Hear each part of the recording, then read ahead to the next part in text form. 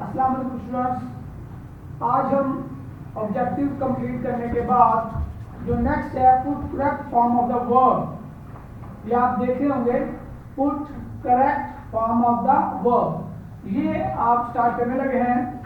इसमें मोस्टली वो चीज़ें आएंगी जो कि आप पीछे पढ़ चुके हैं, रिवीजन एक्सरसाइज है। और इसमें एक और एडवांटेज ये है कि आपके आंसर भी ऊपर ही मौजूद है सेकंड लाइन में।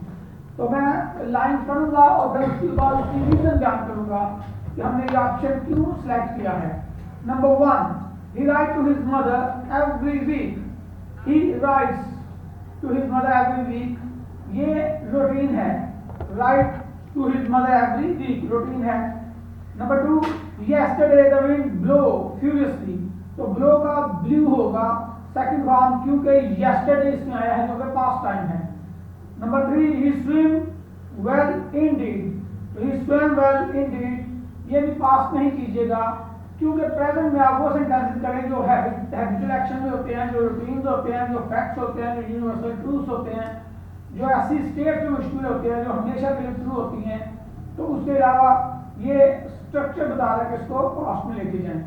His voice shook with emotion as he read out his speech, अब रीड के सेकंड फॉर्म में रेड, स्पेलिंग एक जैसा होता है लेकिन ये सेकंड फॉर्म इस्तेमाल हुआ है, फर्स्ट नहीं है, क्योंकि अगर फर्स्ट फॉर्म होती तो इसके साथ एस लगता। तो ही रेड आउट हिज स्पीच, क्योंकि अगले हिस्से में पास्ट आया है तो लाजम पीछे इसको शेक के साथ वाज लगाएंगे, was shaking. His voice was shaking with emotion as he read out his speech. Number 5, he bear grudge against his friend since his childhood, अब ये वाज़ेह हो गया है। जब since फार के साथ टाइम आता है तो फिर हम प्रेजेंट परफेक्ट कंटीन्यूअस इस्तेमाल करते हैं। तो he has been bearing grudge against his friend since his childhood. Number 6, he spent his youth in idleness, no regrets it, अब यहाँ पे ऑप्शन है आगे जो आंसर है वो लिखा हुआ है he has spent his youth in idleness, कि उसने अपनी यूथ बेकार गुजार दी, फजूल गुजार दी, नो रिग्रेट्स इट, अब वो इस पर पछताता है। इसमें चूंकि पास्ट टाइम नहीं आया इसलिए मैं प्रेजेंट परफेक्ट टेंस में इसको इस्तेमाल इसमें ले गए हैं। Next, the boy fly lots of kites on Basant, the boy flew lots of kites on Basant, क्योंकि बसंत पास्ट इवेंट हो गया, गुजर गया, लिहाजा उसकी ये बात हो रही है, तो फ्लू सेकंड फॉर्म यूज की गई। Number 8, when they were questioned, they all tell the same story, तो इसमें सेकंड आंसर है जो टेल को टोल्ड में चेंज करेंगे। उसकी रीजन ये है कि पीछे when they were questioned, जब उनसे सवाल पूछे गए, ये वर क्वेश्चन है, पास्ट आया, लिहाजा आगे भी हमने पास्ट इस्तेमाल किया है। Number 9, in a fit of rage she tear the letter yesterday, अब देखिए शीट क्लियर के लिए टोर लगेगा, ये वाज़ेह बात है, यस्टरडे आ गया जो कि पास्ट टाइम है। Number 10, it is years since I see him, it's years सालों हो गए since I have seen him, जब से मैंने उसे देखा है। अब ये सिंस है तो हैव सीन होगा। सिंस फॉर के बाद यहाँ पे आईएनजी फॉर्म इस्तेमाल नहीं हुई, क्योंकि जो सेंस के वर्ब्स होते हैं ना, जैसे सेंस ऑफ साइट है, स्मेल है, टेस्ट है, हियरिंग है और सेंस ऑफ टच है, ये मोस्टली हम आईएनजी फॉर्म में नहीं लेके जाते, तो इसलिए आई हैव सीन यहाँ पे होगा। Number 11, he speak freely when he talk to him, अब इसमें ये सेंटेंस इससे मिलता जुलता सेंटेंस एक ऊपर आ चुका है, he was speaking freely when he talk to him. अब when वाले portion when he talked to him, जब मैंने उससे बात की, he was speaking freely, तो वो आजादाना बातें कर रहा था। उर्दू स्पीक इन पंजाब, अब ये इसका होगा Urdu is spoken in Punjab, Urdu Punjab में बोली जाती है। अब ये जुबान के पैसिवाइज का स्ट्रक्चर हुआ है, इस वजह से हमने इसको इज स्पोकन के साथ किया। They come to the city after a long journey, they came to the city after a long journey, they came to the city after long journey, तो लंबे सफर के बाद वो शहर में आए। A mad dog bite him, a mad dog bit him होगा, ये एक पास्ट इवेंट को शो कर रहा है, जो कि इसमें पास्ट टाइम नहीं है डायरेक्टली, लेकिन पास्ट इवेंट को ही ये शो कर रहा है।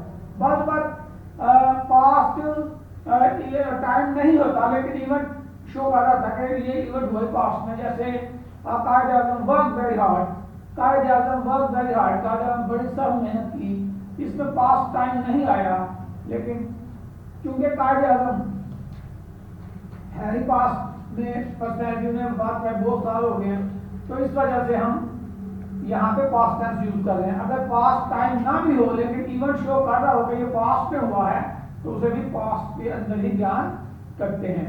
ठीक है। Number 15, a woman swim across the English Channel. A woman swam across the English Channel. एक खातून इंग्लिश चैनल, ये एक समंदर के हिस्से का नाम है, उसमें उसने ये तैर कर पार किया था, तो उसे द इंग्लिश चैनल। तो इसलिए ये चूंकि पास्ट इवेंट है, इसमें स्वयं किया है हमने स्विम को। Next, he laid the book on the table. He laid the book on the table. Next, number 17, recently the price of sugar has go up. तो इसका आंसर है has gone up होगा, क्योंकि has है और had के साथ verb की हमेशा थर्ड फॉर्म आती है। नंबर 18 वाला सेंटेंस है, the decision by the court go against him. या भी go की बजाय आप went करेंगे, that the decision by the court went against him. He, number 19, he began his speech before we arrived.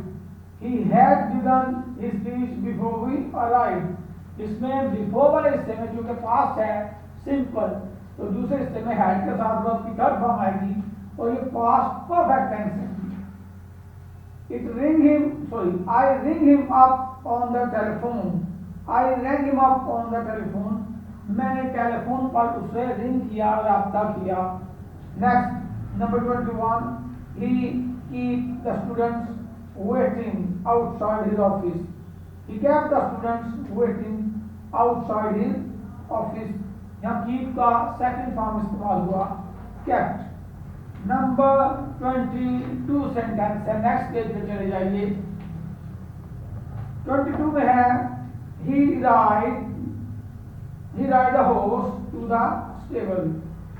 Stable कहते हैं अस्तबल को, जहाँ पे घोड़े बांधे जाते हैं। He rode the horse to the stable. वो घोड़े पर सवार होकर स्टेबल तक गया। अरे the sun rise at 5 AM these days. अब ये एक ऑटोमेटिक, ये यूनिवर्सल ट्रूथ कह लें या ये इसे एक फैक्ट कह लीजिए, the sun rises at 5 AM these days. इन दिनों सूरज 5 बजे तुलू होता है, तो rises है, ये पास्ट इवेंट नहीं है, ये रूटीन और फैक्ट के अंदर आ गया है। नेक्स्ट है, he wept a lot on the death of his mother. He wept a lot on the death of his mother. अब weep का wept हो गया, क्योंकि ये भी पास्ट इवेंट को बयान किया जा रहा है कि वो अपनी माँ की वफात पर बहुत रोया। He died at a ripe old age. He died at a ripe old age. Once again, died past simple tense. Number 26, my father bought a book yesterday. तो my father bought a book yesterday. ये भी yesterday की वजह से, क्योंकि past time है yesterday, तो हमने past tense इस्तेमाल किया। 27, I do my duty by obeying the officer's orders. मैंने अपनी ड्यूटी अपने अफसरों के अहकामात की ताबेदारी करते हुए बजा लाया या की। I did my duty, do को did में किया, by obeying the officer's orders.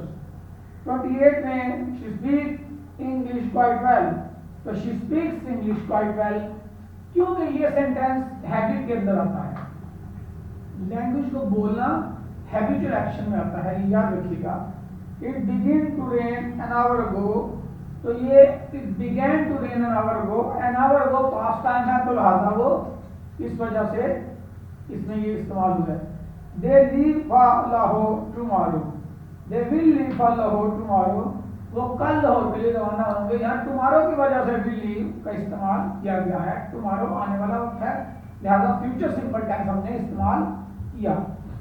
अभी नंबर 31 है, दे गो टू स्लीप एट 10, तो इसका गो का गो ही रहेगा, दे गो टू स्लीप एट 10, क्योंकि ये एक रूटीन है, लिहाजा प्रेजेंट सिंपल टेंस इस्तेमाल हुआ।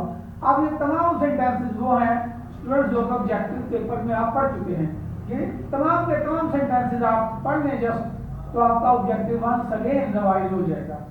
Number 32, they not eat anything since morning, तो they have not eaten anything since morning. यहाँ पे सिंस की वजह से आपने प्रेजेंट परफेक्ट टेंस इस्तेमाल करना है। तो उसके बाद he go to school daily, he goes to school daily, ये भी रूटीन है, इस वजह से ये टेंस इस्तेमाल हुआ है गोज, यहाँ पे हमने प्रेजेंट सिंपल का इस्तेमाल किया। 34, he come if you invite him, यहाँ पे he will come if you invite him. Students ये कंडीशनल टेंस टाइप 1 का फिक्रा है, जिसमें दो फिक्रे होते हैं, दोनों का आहत है उर्दू में गा गिया दिया आता है, लेकिन इस वाले हिस्से में हम प्रेजेंट सिंपल टेंस इस्तेमाल करते हैं और दूसरे हिस्से में फ्यूचर सिंपल टेंस इस्तेमाल करते हैं। जैसे अगर वो तेज भागेगा तो वो ट्रेन पकड़ लेगा, if he runs fast he will catch the train, ये उससे मिलता जुलता फिक्र है। Number 35, when he reached the playground the boys play, तो होगा ये when he reached the playground, जब मैं प्लेग्राउंड पहुंचा, यहाँ पास्ट सिंपल लगाया, द बॉयज आर प्लेइंग, तो लड़के खेल रहे थे, ये दोनों में पास्ट का इस्तेमाल किया गया है। Number 36, both the man swear on the Holi book, तो स्वेयर का स्लो करेंगे, both the man slow on the Holi Quran, दोनों आदमियों ने कुरान पाक पर कसम उठाई। स्वर कसम उठाना पास्ट टेंस इस्तेमाल हुआ क्योंकि पास्ट इवन श्योर है। Number 37, the two man fight over the horse, तो फाइट का फाइट होगा सेकंड फॉर्म ऑफ वर्ब, उसी तरह पास्ट इवेंट है तो घोड़े के ऊपर लड़ पड़े। Number 38, my guest go before I return, yes students my guest had gone before I return, past perfect tense का ये फिक्रा है, पास्ट परफेक्ट टेंस। नेक्स्ट आएगा when he come out of the cinema house the rain stop, तो when he came out of the cinema house the rain has stopped. अब ये sentence भी 38 से मिलता जुलता है, बस इसमें यह कि व्हेन पार्ट पहले आ गया है और हैड वाला पार्ट बाद में आया है। तो when he came out of the cinema house the rain has stopped, ये पास्ट परफेक्ट टेंस का फिक्रा है स्टूडेंट्स, इसमें हैड के साथ थर्ड फॉर्म आती है, और अगर डबल क्लॉज हो जैसे फिक्रा अक्सर हम करते रहते हैं, जब डॉक्टर पहुंचा तो मरीज मर चुका था, the patient had died when the doctor reached, ये उस कैटेगरी का सेंटेंस है। Number next 40, the train leave before he reach the station, बिल्कुल ऊपर वाले सेंटेंस से मिलता जुलता, the train had left before he reach the station. Number 41, I help you if you speak the truth, I shall help you if you speak the truth। इसमें जी ये भी conditional tense type 1 का फिक्र है, I shall help you if you speak the truth, अगर आप सच बोलेंगे तो मैं आपकी मदद करूंगा। He attends school regularly in future, अब क्योंकि in future आ गया तो he will attend school regularly in future, वो मुस्तकबिल में regularly स्कूल अटेंड करेगा। अब number 43, the policeman catch him by the neck, the policeman caught him by the neck, यहाँ पास्ट फॉर्म इस्तेमाल हुई कैच की कॉट, क्योंकि ये पास्ट के अंदर हुआ इवेंट है। नंबर नेक्स्ट है he do his work regularly, he does his work regularly, क्योंकि वो काम अपना रेगुलरली करता है तो ये उसकी हैबिट है, रेगुलरली वो अपना काम करता है, तो लिहाजा डज का हमने इस्तेमाल किया है। अच्छा स्टूडेंट्स, अब हम मजीद 2 सेंटेंसेस कर लेते हैं आज 70 तक। तो नंबर 68 वाला सेंटेंस है the soldier fight bravely to defend their homeland, the soldier fight bravely to defend their homeland। Next sentence है someone steal my purse, someone stole my purse, किसी शख्स ने मेरा पर्स चुरा लिया। तो यहाँ पे स्टोल इस्तेमाल होगा, पास्ट इवेंट ये बन रहा है। 70 वाला सेंटेंस है she not seen so well before, तो इसमें she has not sung so well before। अब बिफोर आया है स्थिति में, लेकिन बिफोर के बाद आगे क्लॉज कोई नहीं है, यानी अगर बिफोर के बाद एक और क्लॉज होती और उसमें पास्ट सिंपल टेंस अगर इस्तेमाल हो जाता तो फिर हम यहाँ पे है के लास्ट फॉर्म लगाते, लेकिन क्योंकि ऐसा नहीं है, ओनली बिफोर है, तो she has not sung so well before.